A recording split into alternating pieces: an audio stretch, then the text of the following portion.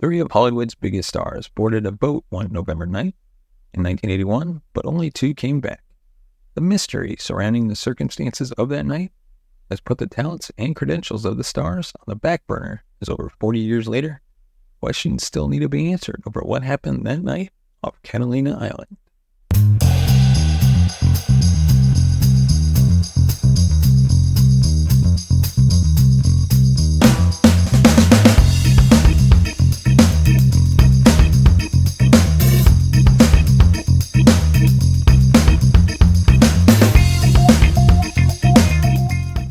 Welcome to the True Crime Never Sleeps podcast. I'm your host, Larry Elise.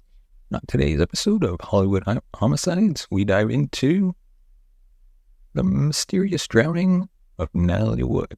But first, a word from our sponsor. This episode is brought to you by Skillshare. Hey folks, I've got something super cool to share. I've recently dived into Skillshare, and man, what a transformation it's been. It's not just an online learning platform, it's a hub of inspiration. I stumbled across this photography course, right? I always thought I had an eye for it, but never really explored it. So I dove in, and now I can't stop clicking. From creative angles to understanding lighting, my Insta game has leveled up for sure. Seriously, whether it's photography, digital art, entrepreneurship, or another passion lurking inside you, Skillshare's got it covered. So go on, unlock your potential, and join Skillshare. It's a journey you won't forget. Use the link in the description and support the channel. Before we dive into today's episode, we'd like to remind you can find us on Facebook, Twitter, Instagram, and TikTok. Just search True Crime Never Sleeps podcast. And without further ado, let's dive into today's episode. There are few Hollywood mysteries more enduring and heartbreaking than the tragic death of actress Natalie Wood. In the early morning hours of November 29th, 1981, the lifeless body of the big screen icon was found floating off the shore of Catalina Island, a mile away from her husband's yacht Splendor. Wearing nothing but a nightgown, wool socks, and a down jacket, Natalie had drowned, and the circumstances surrounding her death, as well as her husband's involvement in it, remain cloaked in mystery to this day. Natalie decided to spend the 1981 Thanksgiving weekend with a trip to Catalina Island together with her husband, fellow actor Robert Wagner, aboard his 55-foot yacht. The couple was joined by Wood's Brainstorm co-star Christopher Walken and the ship's captain Dennis Stavern. Wood and Walken were in the process of filming the sci-fi film, which is probably why he was invited to the trip. On November 28th, the foursome enjoyed a champagne-filled afternoon and dinner at Doug's Harbor Reef, a restaurant in Catalina. Before going back to the yacht for the evening, the night manager at the restaurant later recalled that all four looked too intoxicated, and he was worried they might not board the boat safely from their dinghy. He even asked Harbor Patrol to accompany the group to their yacht, which happened around 10:30 p.m. Maybe half an hour later, at around 11:05 p.m., after everyone had made it safely to the Splendor, the men realized that Natalie and the dinghy were both missing. For some unknown reason, they notified the Coast Guard of Wood's disappearance nearly 4 hours later at 3:30 a.m. This part of the timeline has been particularly interest to police, and both Wagner and Davern's recollection of events has changed over the years. At 8 a.m. on the morning of November 29th, the Coast Guard found Natalie's body about a mile south of the yacht near Blue Cavern Point. The dinghy was reportedly not far from where they found her. Dr. Joseph Choi was the deputy medical examiner who performed the autopsy. The results showed that Natalie had a blood alcohol content of 0.14% at the time of her death. There were bruises on her left cheek, arms, and legs, which the examiner considered to be consistent with a fall overboard, while the actress was presumably trying to board the dinghy. After a 2-week investigation, Dr. Choi ruled the death an accident, stating that Natalie had been drinking prior to her disappearance and may have slipped and drowned while trying to get in the dinghy. When asked by the police, Wagner told investigators that he and Walken had been engaged in political debate, and Board Wood had decided to go to bed before him. It was when he went to bed later in the evening that he realized Natalie was gone. He assumed she may have taken the dinghy out in the water, as he claimed she had previously done. However, when she didn't return, he got worried. That, plus the coroner's conclusion, the case was quickly closed. And now, let's fast forward to 2011, specifically November 17th, 2011.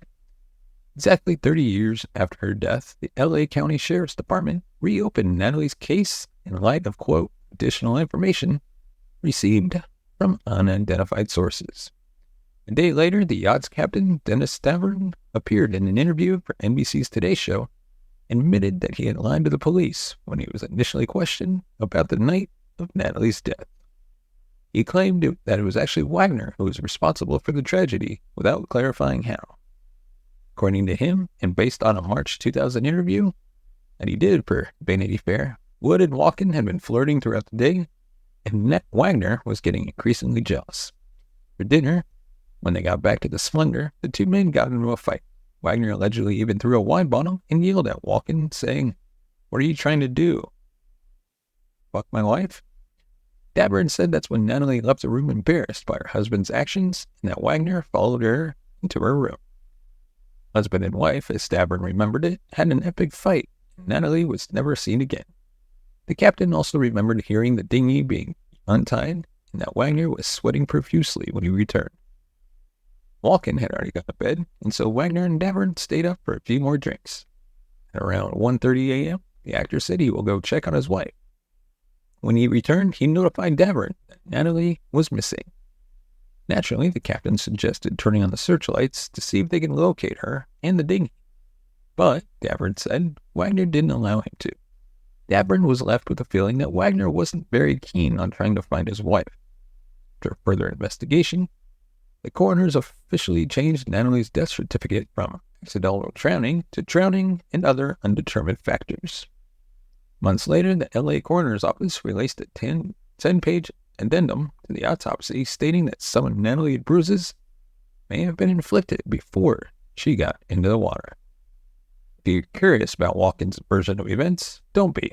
He hired a lawyer once the case was reopened, collaborated with authorities, and was cleared of all suspicion.